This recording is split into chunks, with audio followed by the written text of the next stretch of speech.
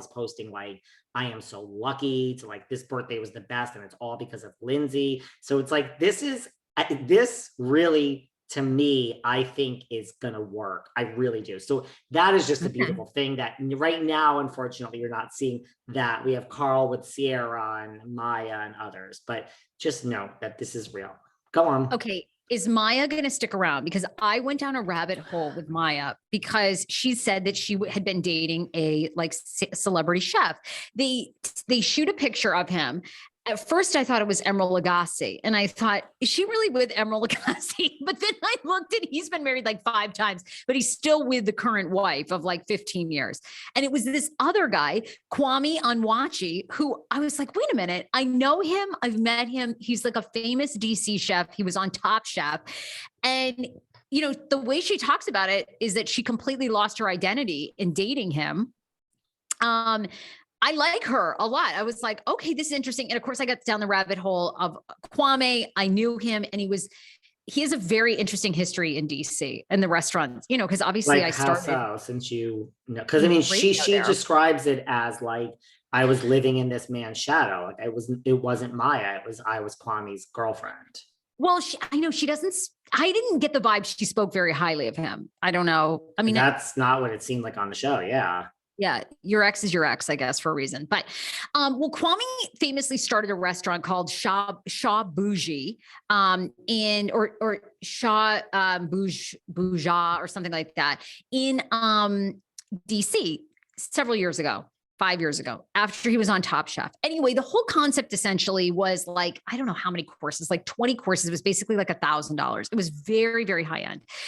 He immediately got a ton of backlash from the community, from publicity, you know, and I think it was because he was really young. He was like 26, 27. People felt like he was cocky. So anyway, he quickly tried to reduce the price, reduce the amount of courses.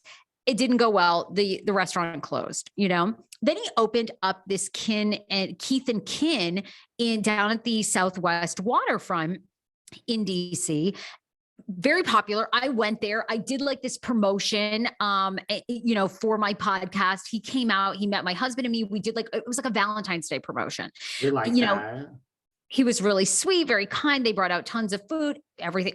I thought he was great. Now I just read he closed that restaurant because of COVID in the whole COVID pandemic, laid off 70 employees, hardest thing he's ever had to do. I don't know him personally at all. I just know that he definitely is a person that makes headlines in DC for various things. Okay. So like headlines in DC, that's not, you know, it's not New York, it's not LA, just keeping it real, everyone, but not bad. Yeah. $1,000 for 20 courses. Yeah. I could see people telling him to go fuck them and set himself. That's a little extreme, right? Like who needs 20 courses anyway? And it's not New York and it's not LA. You know what I mean? It was kind of like DC isn't, you know, like a 7-course meal or something, but, and, you know, there's certainly high end restaurants. I'm thinking like in at Little Washington or something. Here's the thing. Maya's new. So is Maya going to stick around? I don't know. I'm not sure. We have Maya is new and Alex is new. The one who's always eating protein and working out. Those are the 2 newbies. I don't think Alex has any game, by the way. None. This guy has no game. Okay. Like he's not getting no ladies this summer. I don't see the game.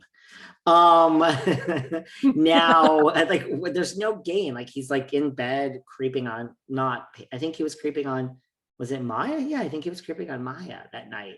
But Sierra's not new. She's 2nd season. She was in Winter House. Sierra's drop dead gorgeous. She used to be a nurse. She just moved here full time. I mean, let's face it. Let's just call it what it is. Like you live somewhere else. You were found. You were on Summer House, and now you're on Winter House, and now you're back. You're like, I'm going to move to New York because, well, listen, it's just like that, you know.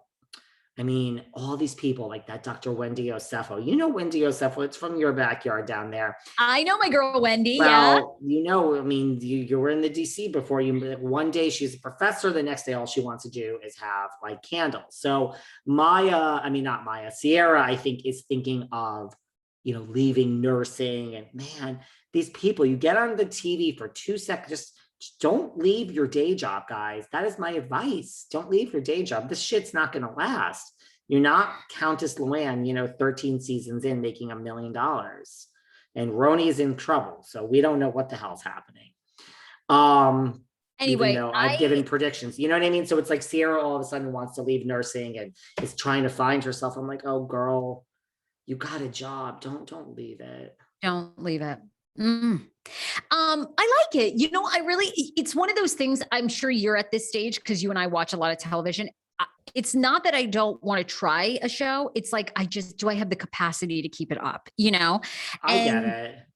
That's why I never jumped on the Summer House wagon, but it was incredibly entertaining.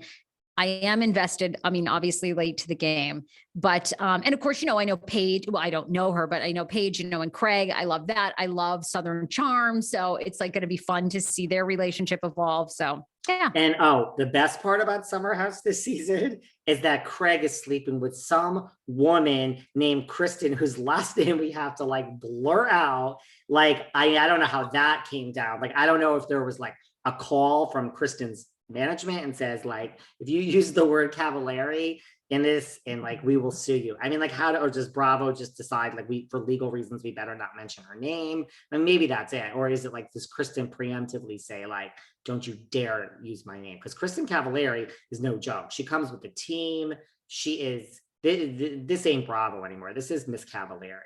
Oh, I love which is hysterical because but everybody knows that they were sleeping together. So what's the point of trying to? I mean, I feel like when you try to shield your name, it just brings more attention to it.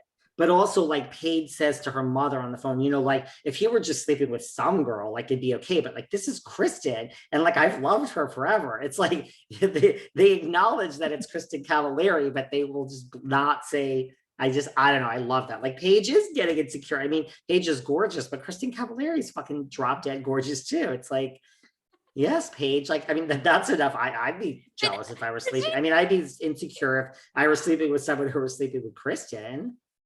Would you? I don't, but her personality is so awful. Oh, let me tell you, I've met her in real life too. Amazing. Numerous times. She is she's pretty wonderful. Really? Yeah, she's pretty wonderful. Stop. She does not come off as she. Did you think that reality show, Very Cavallari, did her justice? I didn't think that. It didn't matter. There was, do you know who's nasty in real life?